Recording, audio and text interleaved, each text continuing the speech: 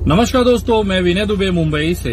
मुस्कुराइए, आप उत्तर प्रदेश में हैं। खिलखिलाइए क्योंकि आप योगी जी के राज्य में हैं। और दिल खोलकर जश्न मनाइए क्योंकि उत्तर प्रदेश में इस समय राम राज्य चल रहा है। भर भर के सरकारी नौकरियां दी जा रही है। घरों में से खींच खींच कर बेरोजगारों को सरकारी दामाद बनाया जा रहा है। कॉलर पकड़ पकड़ कर घसीट घसीट कर तहसील पे लाया जा रहा है, ब्लॉक पे लाया जा रहा है और जबरदस्ती सरकारी नौकरी थमाई जा रही है। इस तरह की विकास की गंगा उत्तर प्रदेश में बह रही है।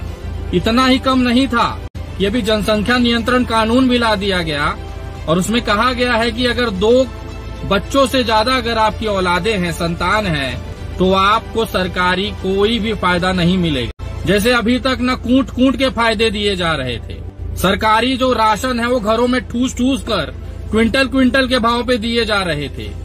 वो तो बेचारे मजदूर जो सैकड़ों पैदल चल चल कर मर गए, वो तो नाटक था। इस समय ये स्थिति है कि जबरदस्ती घरों में राशन पहुंचाया जा रहा है। शिक्षा इस तरह से की गई है कि नासा तड़प रहा है कि उत्तर प्रदेश के उन बच्चों को खींचकर नासा में ले जाया जाए। वो तो सरकारी स्कूल की दीवारें टूट के गिर चुकी हैं, वो तो नाटक है। बेरोजगारी तो है ही नहीं उत्तर प्रदेश में। आखिर बेरोजगारी होती तो योगी जी को इतना बड़ा कानून लाने की जरूरत नहीं पड़ती।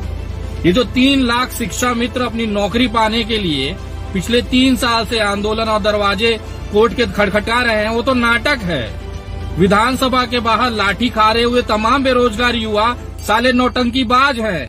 सरकार के पास इतनी सरकारी नौकरियां हैं कि उनको आवेदन देना पड़ रहा है। अब तो मैं तो निवेदन करूंगा योगी जी से, योगी जी कृपया अपनी पुलिस को घर घर भेजिए और जितने बेरोजगार युवा हैं उनको उठा उठा के सरकारी नौकरियों में ठूस दीजिए ताकि ये महाराष्ट्र और गुजरात आके लात न खाएं। देश ने देखा है आप जैसा मुख्यमंत्री नहीं हुआ है।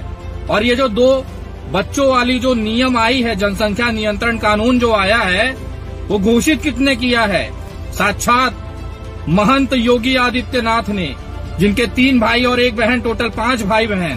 गूगल कर लीजिए, कौन इंसान ये लागू करने की बात कर रहा है जिसने कभी शादी नहीं की, जिसको ये नहीं पता पत्नी और बच्चे चलाए कैसे जाते हैं। तो ये भी नियम लाना जरूरी हो गया है कि उन रंडवों को भी कोई सरकारी फैसला, सरकारी चीजें नहीं मिलनी चाहिए जो साला शादी के डर के मारे भाग जाए।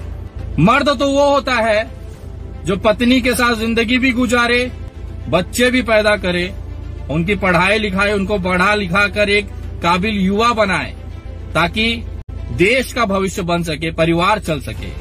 तो कहीं न कहीं उन डरपोकों के लिए भी एक नियम लाना चाहिए जो शादी से भागते हैं, जिनकी औकात नहीं होती शादी करने की और गलती से शादी हो भी जाए तो पत्नी छोड़ के भाग जाते हैं। उनके लिए भी एक नियम होना चाहिए कि ऐसे डरपोक और भगौड़ों को सजा होने का प्रावधान भी होना चाहिए। देश के सच्चे मुद्दों और सच्ची खबरों को देखने के लिए हमारे चैनल को सब्सक्राइब कीजिए, नोटिफिकेशन बेल जरूर ऑन कीजिए।